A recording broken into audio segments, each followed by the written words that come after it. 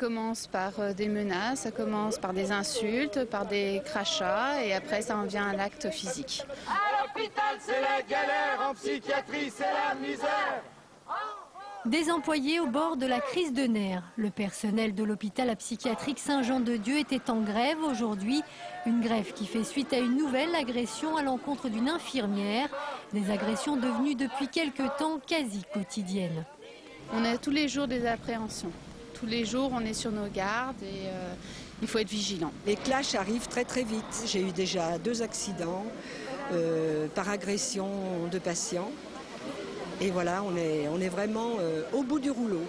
Au cœur des revendications cet après-midi, le manque de personnel à Saint-Jean-de-Dieu. Ils ne sont aujourd'hui plus que 17 à assurer l'encadrement et la prise en charge des patients. 17 pour près de 300 malades au total. Quand on est 2 infirmiers dans un service pour s'occuper de 26 personnes en crise, c'est pas possible. On comprend tout à fait que dans ce contexte, la violence est augmentée.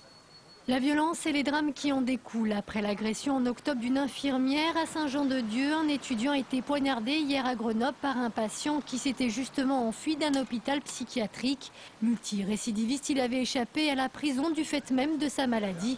Une situation à laquelle sont confrontés de plus en plus les employés.